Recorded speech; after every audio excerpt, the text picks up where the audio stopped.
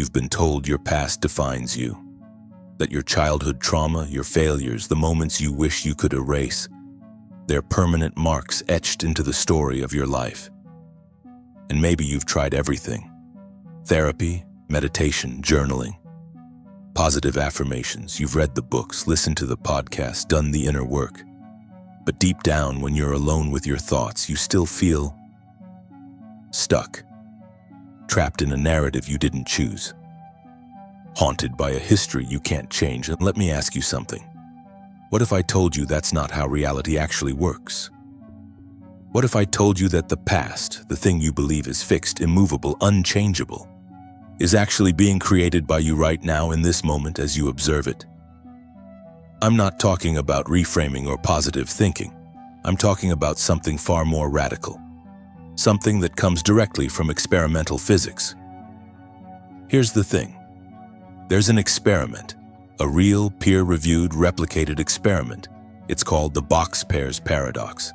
And what it reveals is so profound, so unsettling that most people, even scientists, would rather not think about its implications. Because here's what it shows. The act of observation doesn't just reveal reality, it creates it. And not just your present reality, your past reality. The quantum enigma proves that your choices now, what you focus on, how you observe, what you decide to measure, actually determine what happened before. Let that sink in for a moment. Most people live as prisoners of their past. But what if you've had it backwards this entire time? What if you're not the prisoner, you're the warden, the observer, the one who collapses the possibilities into what was? Ready to go deeper? Because what I'm about to show you will fundamentally change how you see free will, destiny, and your own power to shape not just your future, but your history. Let me tell you why this matters to you. You've probably felt it, that weight. The sense that your past traumas, your childhood wounds, your old mistakes, they're like chains. No matter how far you run, they follow. No matter how much you grow, they define you. And here's what nobody talks about. The self-help industry will tell you to let it go, to release the past, to forgive and move forward. But here's the paradox. The more you try to escape your past, the more real it becomes. The more you fight it, the more solid it feels. Why? Because you're operating under a false assumption. You're assuming the past is a fixed thing, a concrete fact, an immovable object that happened and now it simply is. But what if that assumption is wrong? See, most people believe in what's called the materialist worldview. Reality exists out there, independent of you. Events happen in a linear sequence. The past creates the present creates the future. Cause and effect, dominoes falling in a line. And in that worldview, you're basically helpless. You're a product of your history. Your childhood emotional neglect shaped your attachment style. Your failures created your limiting beliefs. Your trauma wrote your story. You're a character in a book that's already been written. But here's where it gets interesting. Quantum mechanics, the most successful scientific theory ever created, tells us something completely different. It tells us that observation creates reality, not just reveals it, creates it. And this isn't philosophy, this isn't metaphysics, this is experimental fact. We can prove it in a lab. We've been proving it for decades, and let me walk you through something that will change everything. Imagine two boxes, box A and box B. We put a single atom, one atom, into this system. And here's the question. Which box is the atom in? Now, according to classical physics, the atom must be in one box or the other. That's common sense, right? A thing can't be in two places at once. But here's what quantum mechanics reveals. Until you look, until you observe, the atom is in both boxes, simultaneously. Not we don't know which one, actually in both. This is called superposition, the coexistence of contradictory possibilities. And here's the kicker. You can prove this. You can design an experiment that demonstrates the atom was in both boxes, or you can design a different experiment that demonstrates it was in only one box. Same atom, same boxes, different observation, different reality. Wait, let me say that again. Your choice of how to observe determines what was real, not what appears to be real, what actually was real. Are you starting to see where this is going? Let me explain this carefully because this is where most people's minds start to resist. In the box pairs experiment, we have two possible realities that are mutually exclusive, contradictory. They can't both be true at the same time. Reality A, the atom was definitely in both boxes simultaneously. Reality B, the atom was definitely in only one box. And here's what the experiments prove over and over again. Whichever reality you choose to test for, that's the reality you'll find evidence of. If you set up your measurement apparatus to detect was it in both boxes, you'll get proof that yes, it was. If you set up your apparatus to detect which single box was it in, you'll get proof that it was only in one. Think of it like this. You're tuning a radio. You don't create the music, but you do choose which station becomes real for you, which frequency collapses from all possible frequencies into the one you hear. But here's where it gets profound. This isn't just about observation being selective. It's not that both realities exist and you're just choosing which one to notice. Number. The mathematics of quantum mechanics backed by experimental evidence suggests something far more radical. The act of observation collapses the probability wave, the field of possibilities, into a single actuality. Before observation, the atom exists in superposition. Both states are real as possibilities, as waviness, as probability clouds. After observation, one state becomes actual. The wave function collapses, history solidifies. Let me be clear about what this means. It's not that we don't know where the atom was. It's that it genuinely didn't have a definite location until we looked. The past, the history of that atom, came into being through our observation. Now pause with that for a moment, because if you're feeling resistance, if your rational mind is saying that can't be right, I want you to know something. Every physicist who first encounters this feels the same way. Einstein hated it. He spent decades trying to prove it wrong. He couldn't. Because it's not a theory. It's what the experiments show. Again and again and again. And here's what almost nobody tells you. This doesn't just apply to atoms in laboratories. The implications reach into the nature of consciousness, free will, and the relationship between your awareness and the reality you experience. The quantum enigma arises from our conscious perception of free will. Our choices now appear to determine physical reality, not just in the future, but in the past. So here's my question for you. If this is true for atoms in boxes, what does it mean for the memories in your mind, the stories of your past, the narrative you've been telling yourself about who you are and how you got here? Ready to go deeper? Because what I'm about to show you is even more unsettling. Let me tell you about an experiment that haunts me. It's called Wheeler's delayed choice experiment. John Wheeler, one of the giants of quantum physics, proposed this in 1978. But it wasn't actually performed until 2007, and when they did it, the results were exactly as predicted, and exactly as impossible as you'd think. Here's the setup. We send a photon, a particle of light, on a journey. It can take one of two paths, path A or path B. At the end of the journey, we have a choice. We can measure which path did it take, or we can measure, did it take both paths? Now here's the thing. We make this choice after the photon has already completed its journey. The photon has already traveled. It's already arrived. The past has already happened. And then, only then, we decide what to measure. Classical logic says the photon's history is already determined. It took one path or both paths. We're just finding out which. But that's not what happens. What actually happens is this. Our choice of measurement now determines what path the photon took then. If we choose to measure which path, we find evidence it took only one path. Its history becomes single path. If we choose to measure both paths, we find evidence it took both paths simultaneously. Its history becomes superposition. Same photon, same journey, different observation choice, different past. Let me say that again because this is where your mind should break a little. Our choice in the present determines the history of the photon in the past. The past didn't exist as a definite thing until we looked at it. This is what physicists call delayed choice. We have a strange inversion of the normal order of time. The future observation creates the past event, and suddenly everything changes. See, when I work with people who are struggling with their past, childhood trauma, emotional neglect, old wounds, they always talk about it as if it's this fixed, solid thing, this immovable boulder they're carrying. This happened to me. It shaped me. I can't change it. But what if that's not true? What if the way you're observing your past right now is creating the past you're experiencing? Not the facts. The facts happened. The events occurred. I'm not talking about denying reality or engaging in spiritual bypass. I'm talking about something more subtle and more powerful. The meaning of your past. The narrative. The story you tell about what those events meant and who they made you. That's being created now. By you.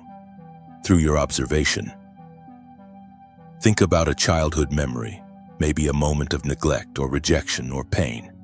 You can observe that memory through multiple lenses. You can collapse it into different meanings. Observer A looks and sees, I wasn't loved, I'm unworthy, this proves I'm broken. Observer B looks at the same memory and sees, I learned resilience. I discovered my strength. This shaped my empathy. Same event, different observation, different past. And here's what quantum mechanics reveals. Both of those pasts are real. They both exist in superposition as possibilities until you observe, until you choose which meaning to collapse it into. You're not just remembering your past, you're creating it right now. With every thought, every story you tell, every meaning you assign, the past isn't behind you, pushing you forward. The past is being pulled into existence by your present observation. This is the quantum enigma of consciousness. Your free will, your choice of how to observe, appears to determine not just your future, but your history. And this right here is where everything shifts. Because if you're not a prisoner of your past, if you're actually the creator of your past through your present observation, then who are you? What can you become? What reality can you collapse into being? But wait. Before you run off and try to quantum leap your way into a perfect life, let me tell you something most quantum manifestation teachers won't. There's randomness. True, irreducible, built-in randomness. And this is where a lot of pseudoscientific approaches fall apart. They ignore this. They imply that your thoughts alone can bring about any specific result you desire. But that's not what the physics shows. Yes, you collapse the wave function. Yes, your observation creates reality from probability. But, and this is crucial, you don't control which specific outcome appears. Let me explain. You're not choosing the result. You're choosing what kind of game you're playing. Think of it like this. Imagine you're steering a sailboat. You can choose your direction. You can adjust your sails. You can read the wind and navigate skillfully. But you don't control the wind itself. You don't determine the waves. There's randomness in the system, currents, weather patterns, forces beyond your direct control. Your power isn't in controlling the outcome. Your power is in choosing how you engage with the field of possibilities. In quantum terms, you can choose what to observe. You can choose your measurement. You can choose which question to ask reality. But the answer, the specific result, has an element of genuine unpredictability. So what does this mean for manifestation? For creating your reality? It means this. You can choose the frequency. You can choose the game. You can choose the frame through which you observe your life. But you have to surrender the need for a specific outcome. Most people get this backwards. They try to micromanage the universe. They visualize the exact car, the exact partner, the exact dollar amount. And when it doesn't appear, they feel like failures. But that's not how it works. That's not what the physics reveals. The physics reveals something more subtle, more elegant, and honestly, more empowering once you understand it. You're not a magician who can conjure specific results from thin air. You're an observer who participates in the collapse of probability into actuality. And that participation, that conscious observation, matters deeply. It shapes reality. It creates history. It determines which possibilities become real. But within that creative process, there's mystery. There's uncertainty. There's an element of co-creation with something larger than your individual will. The quantum enigma arises from our conscious perception of free will, but it doesn't eliminate randomness. It includes it. You have agency, real agency, but not control, not omnipotence. And here's the beautiful paradox. Accepting the randomness actually increases your power because you stop fighting the universe and start dancing with it. So here's my question for you. Can you hold both truths? That you're powerful and that you're not in control, that you create reality and that reality surprises you? Because that's where the real transformation happens. So let's bring this down to earth. How do you actually use this? Let me give you a practical framework. 3 levels of observation that you can apply to your life right now. First level, observation of attention. Where is your focus? What are you repeatedly looking at in your life? Because here's the thing. Every time you revisit a painful memory, every time you rehearse an old wound, every time you tell the story of how you were wronged, you're observing. You're collapsing probability into that specific past. You're not just remembering. You're recreating. You're choosing which version of your history becomes solid. I had a client. Let's call her Sarah. She carried a story about her father's emotional absence. Every relationship she entered, she saw through that lens. Men always leave. I'm always abandoned. And guess what kept showing up in her life? Proof, evidence, men who reinforced that pattern, not because the universe was against her, but because her observation, her consistent focus on that narrative, kept collapsing possibilities into that reality. When we worked together, I didn't tell her to think positive or just get over it. I asked her to do something more precise. I asked her to observe differently. Not to deny that her father was emotionally absent. That's a fact. But to choose a different meaning, a different collapse. She started observing. I learned self-reliance. I discovered my own strength. I developed deep empathy for others' pain. Same past events, different observation, different meaning, different history, and within 3 months, her relationship patterns shifted. Not because she manifested a perfect partner, but because she stopped collapsing every interaction into the old story. Second level, observation of possibility. What are you looking for? What questions are you asking? Remember the box pairs paradox. If you ask, is the atom in one box, you get one answer. If you ask, is it in both boxes, one or two, and you get a different answer. Your questions determine what you find. If you ask your past, what's wrong with me, you'll find evidence of brokenness. If you ask, what did this teach me, you'll find evidence of growth. If you ask, why does this always happen to me, you'll find evidence of victimhood. If you ask, how am I creating this pattern, you'll find evidence of agency.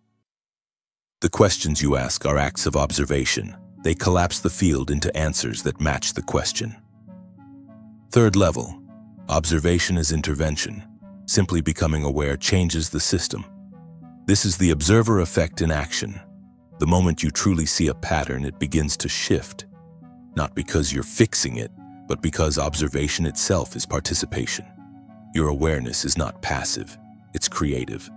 So here's what I want you to do.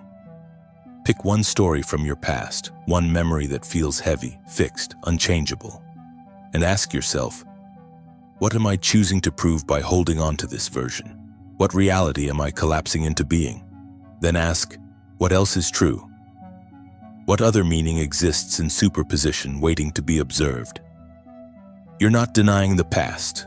You're choosing which past becomes solid. Let me tie this all together because I know this is a lot. I know it challenges everything you've been taught about how reality works. So here's the synthesis, the integration, the place where quantum mechanics meets your actual life. We've talked about 3 concepts: superposition, wavefunction collapse, and history creation. Let's connect them. Superposition means before observation, multiple contradictory realities exist simultaneously, not as maybes, but as actual probability clouds. Your past right now exists in multiple versions, all real as possibilities. Wavefunction collapse means observation selects one possibility and makes it actual. Your focus, your attention, your chosen meaning. These collapse the probability into a specific reality. History creation means this collapse doesn't just happen in the present, it reaches backwards. Your current observation creates the meaning of your past. Your future choices will create the meaning of your present. Now I know what you're thinking. But what about real trauma? Real abuse? Real events that actually happened? Listen carefully.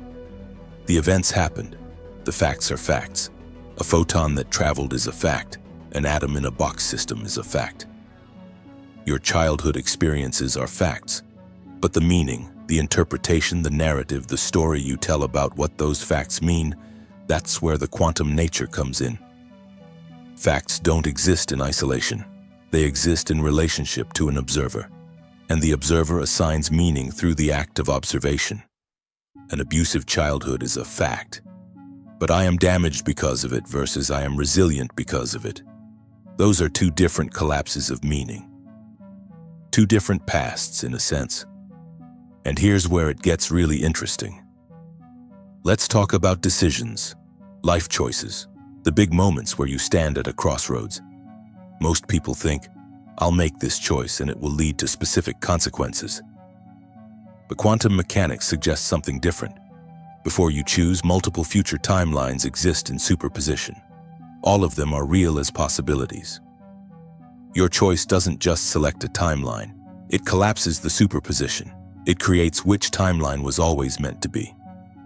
And here's the paradox that drives people crazy. Was it destiny? Or was it free will? The answer, according to the quantum enigma, is both and neither. And it depends on how you observe the question. If you ask, was this predetermined? You can find evidence that yes, it was. The patterns, the signs, the way it all fits together. If you ask, did I freely choose this? You can find evidence that yes, you did. The moment of decision, the sense of agency, the feeling of authorship, both are true. Both are real. Both exist until you observe. This is why the quantum enigma connects consciousness with physical reality. It's not that consciousness is an illusion created by matter. And it's not that matter is an illusion created by consciousness. It's that they're entangled, co-creative, mutually arising. You are not a victim of a predetermined universe. But you're also not an omnipotent creator who controls everything. You're an observer who participates in the collapse of possibility into actuality. And that participation, that observation, has real power. Real influence, real creative force. But it operates within a field of probability, within a system that includes randomness, within a dance between your will and the mystery of emergence. And this is where most manifestation teachings fall short. They give you one side of the paradox. They tell you either you create everything or surrender to what is. But the quantum view holds both. You create through observation, and you surrender to the randomness within the system. You choose the game. The universe provides the play.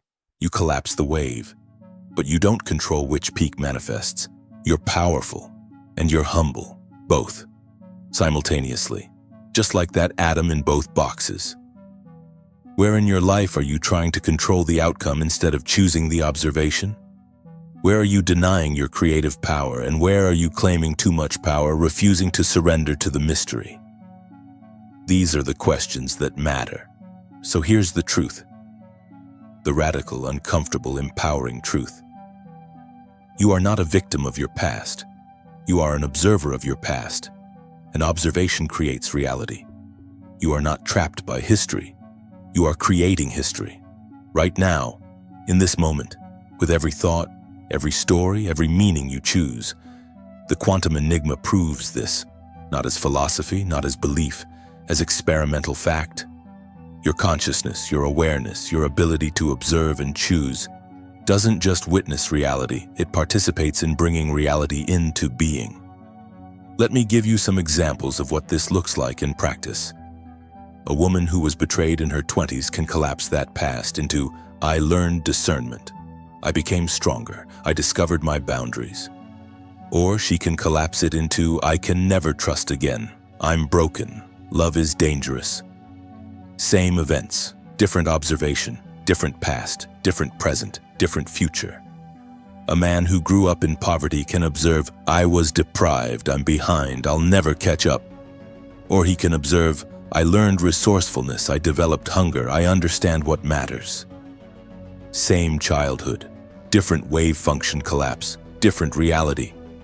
This isn't positive thinking, this isn't spiritual bypass, this is quantum observation. You're not pretending the painful events didn't happen. You're choosing which meaning those events collapse into. And here's the profound part. Once you truly see this, once you understand that you're not excavating your past but creating it through present observation, everything changes. You stop being so attached to your old stories because you realize they're not facts. They're collapses, choices, observations you've been making unconsciously. You stop giving your power to the past because you see that the past doesn't have power. Only your present observation of it does. You become curious instead of certain. What else is true? What other meaning exists here? What am I not seeing? And most importantly, you start living as what you actually are. Not a victim of circumstances, not a prisoner of history, but an observer, a participant, a co-creator of reality itself. The quantum enigma arises from our conscious perception of free will. This mystery connecting consciousness with the physical world, this is your birthright, your nature, your power. You are the one who collapses the wave. You are the one who chooses which possibilities become actual. You are the one who creates meaning, history, narrative. Not omnipotently, not without mystery, not without dancing with randomness and surprise, but really, genuinely, powerfully. You're not just learning quantum physics right now. You're remembering who you've always been, an observer at the center of your own reality, with the power to choose what becomes real. So what will you observe? What past will you create? What meaning will you collapse into being? The field of possibilities is infinite, and you're the one holding the measurement apparatus. Let me bring us full circle, back to the question we started with. Free will or destiny? And now you know the answer. It's not either/or, it's both/and. It's the quantum enigma itself. You have free will, real, genuine, creative free will. Your choices matter. Your observations collapse probability into actuality. You participate in creating your reality. And there's destiny, a field of probability, patterns, forces larger than your individual will. Randomness you can't control. Mystery you can't predict. Both are true. Both are real. Both exist in superposition until you observe. The box pairs paradox proves this. You can demonstrate the atom was in both boxes, or you can demonstrate it was in one box. Your choice determines which truth becomes real. Wheeler's delayed choice experiment proves this. Your present observation creates past reality. The future reaches backwards and shapes what was. The quantum enigma proves this. Consciousness and physical reality aren't separate. They're entangled, co-arising, mutually creative. And here's what this means for you practically today. Stop living as if you're a victim of a fixed past. You're not. Your past is being created by your present observation. Stop trying to control specific outcomes. You can't. But you can choose which game you're playing, which questions you're asking, which meanings you're collapsing into being. Start embracing the paradox. You're powerful and you're surrendered. You're the creator and you're dancing with mystery. You're free and you're part of something larger. This is mature manifestation. This is quantum living. This is what it means to be conscious in an observer-created universe. Remember when I said at the beginning that you feel stuck, trapped by your past, chained to a history you didn't choose? That was real. That pain was real. I'm not dismissing it. But now you know the deeper truth. The chains aren't in your past.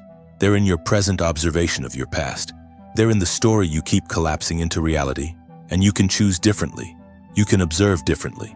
You can collapse the probability wave into a different actuality. Not by denying the facts, but by choosing which meaning those facts hold. Not by controlling the outcome, but by choosing which questions to ask reality. Not by pretending you're omnipotent, but by claiming the creative power you actually have. The power of conscious observation. The box pairs paradox proves you choose the past, not by changing what happened, but by determining what it means. Wheeler's experiment proves the present creates the past, not by time travel, but by delayed choice collapse of the wave function. The quantum enigma proves consciousness shapes reality, not by magic, but by observation that participates in bringing actuality into being. You came into this video thinking you were trapped by your history. You're leaving knowing you're the creator of your history. You came in asking whether you have free will or are bound by destiny. You're leaving understanding it's both. And that's the mystery, the enigma, the profound truth of conscious existence. You came in as someone who was trying to overcome the past. You're leaving as someone who realizes you're actively creating it. That's the shift. That's the transformation. That's the quantum leap. So here's what I want you to do. If this sparked something in you, if you felt that shift, that recognition, that sense of, oh my God, this changes everything, hit that subscribe button. Because this is Observer Effect episode 14. We're building something here, a community of people who aren't afraid to question reality itself, and we're going deeper with every single episode. Now, episode 15 is going to blow your mind in a completely different way. We're going to explore something that haunts every physicist who truly understands it. I'm going to show you a thought experiment so simple, so visual that a child could understand it. But the implications? They'll shake the foundation of everything you think you know about physical reality. Here's the question we're going to answer. Can the same object be in two places at once?